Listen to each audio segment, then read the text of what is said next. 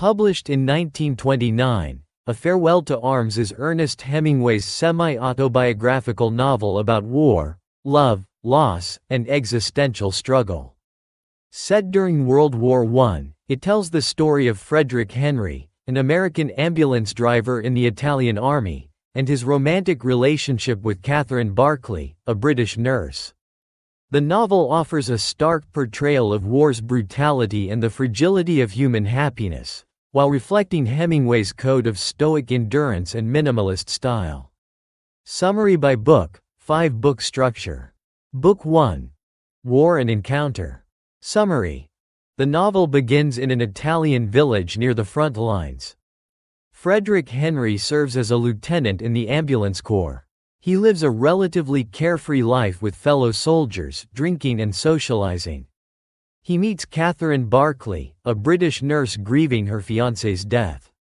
What starts as a flirtation soon deepens.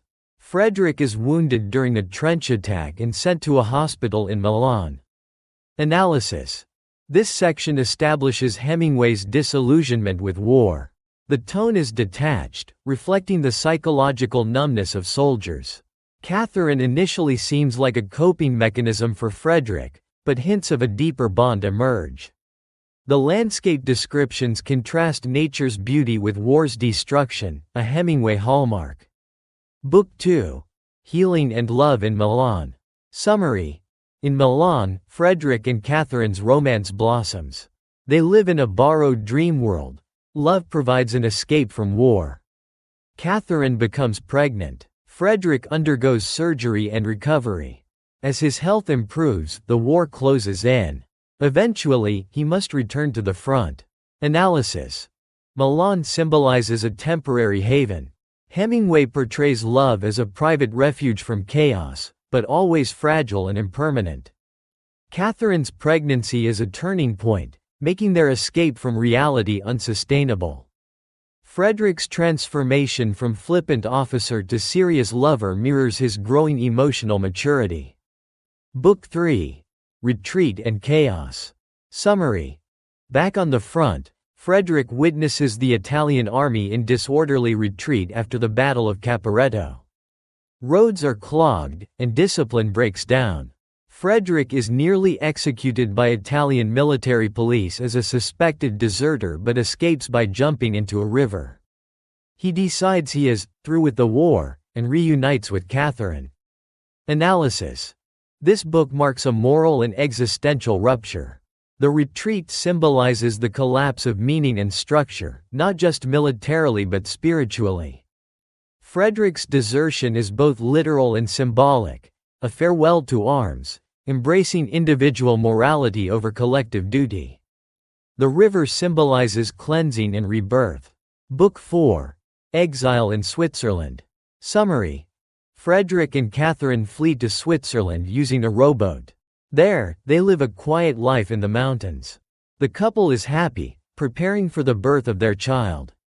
However, tension looms beneath the surface. Catherine expresses fear of the baby and death. Analysis.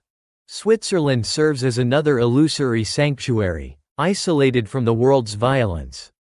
But Hemingway emphasizes that no place is truly safe from fate. The mountains represent both peace and ominous finality. Catherine's premonitions hint at the novel's tragic conclusion, reinforcing the fragility of human joy. Book 5. Death and Loss. Summary.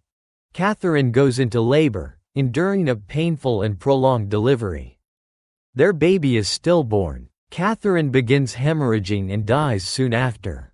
Frederick is left alone, walking back to his hotel in the rain. Analysis. The ending is brutal and unflinching. Hemingway offers no comfort, only the reality of loss, randomness, and human helplessness. The rain, a recurring motif, symbolizes death and mourning. Frederick's quiet acceptance reflects the Hemingway hero's grace in the face of an indifferent universe. Character analysis. Frederick Henry. An American in the Italian army, Frederick is initially cynical and emotionally distant. His experience of war and love transforms him into a stoic figure, defined by personal loyalty and endurance. Frederick embodies Hemingway's code hero, a man who faces inevitable suffering with dignity and silence. Catherine Barclay, a British nurse and Frederick's lover, Catherine begins as a seemingly one-dimensional love interest but evolves into a complex figure of emotional depth and self-sacrifice. She consciously loses herself in love to escape grief, showing both strength and vulnerability. Her tragic end underscores the novel's meditation on the futility of human control. Rinaldi, Frederick's friend and a fellow officer, Rinaldi is witty and cynical. He represents the carefree hedonism that masks despair. His decline later in the novel illustrates the toll war takes on the psyche, emphasizing Hemingway's theme of disillusionment. The priest, a quiet, sincere man ridiculed by the soldiers, the priest represents spiritual integrity. He offers a contrast to the war's nihilism and gently influences Frederick toward deeper reflection, though Frederick never fully embraces religion. Major themes: 1. War and disillusionment. At its heart, A Farewell to Arms is a powerful indictment of war. Hemingway strips war of heroism and grandeur. Battles are confusing, violent, and pointless, leadership is inept, and ideals are hollow. The retreat from Caporetto exemplifies the absurdity and chaos that displaces traditional values of honor and sacrifice. I was always embarrassed by the words sacred, glorious, and sacrifice. This statement reveals Hemingway's belief in language as propaganda, masking war's cruelty. Frederick's desertion is a rejection of collective lies in favor of personal morality. 2. Love as refuge and illusion.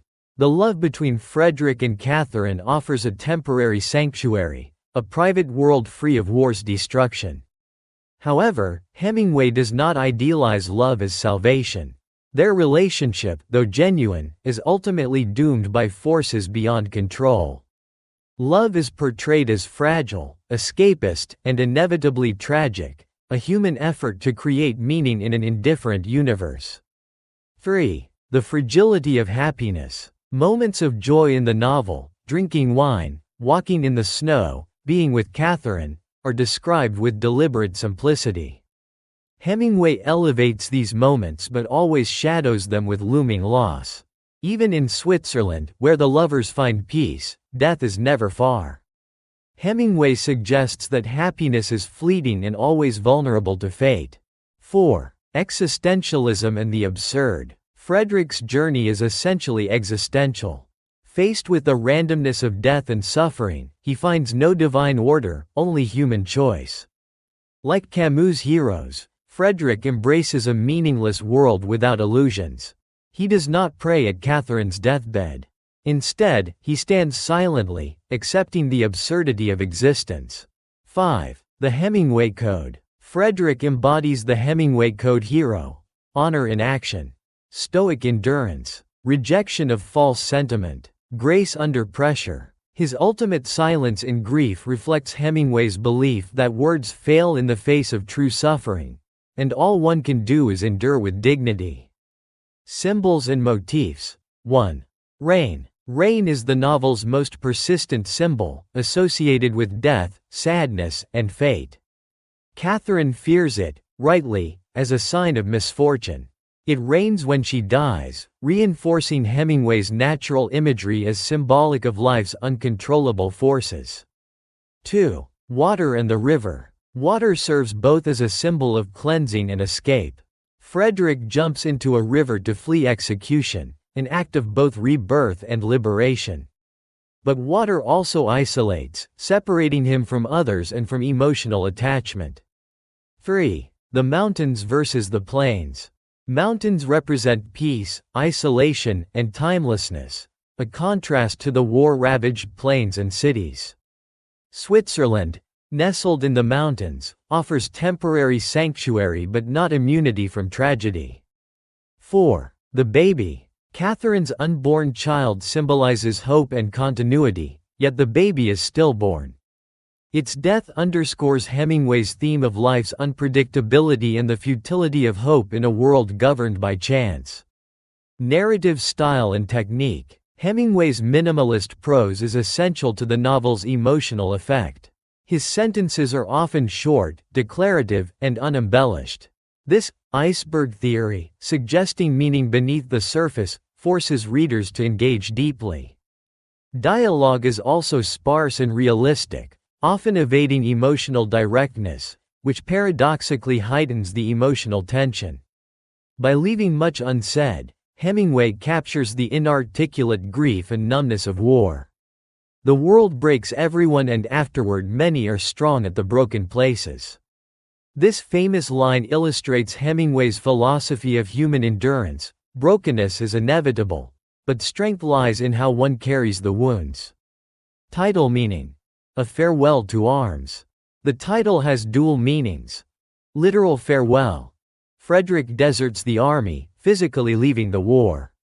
Metaphorical farewell. Catherine's death signifies his emotional farewell to arms, to love, passion, and perhaps hope. Together, they suggest a universal parting from ideals, as Frederick surrenders to the truth of human suffering. Historical and biographical context. Hemingway served as an ambulance driver in World War I and was wounded, just like Frederick. He had affairs with nurses and witnessed the disillusionment of the lost generation firsthand. This semi-autobiographical lens adds authenticity and depth to the narrative. Set during World War I, the novel also critiques the blind nationalism, bureaucratic incompetence, and emotional fallout of war.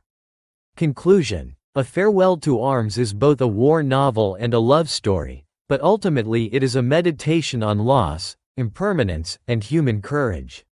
Frederick Henry's journey from naive soldier to grieving lover illustrates Hemingway's view of life as a series of losses to be met with quiet resolve.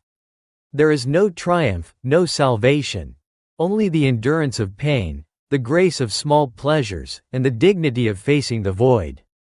Hemingway's vision is unsentimental yet profoundly moving. Through sparse prose and rich symbolism, he explores the timeless truth. In a world that breaks us all, love is fragile, war is futile, and the only true nobility is how we endure.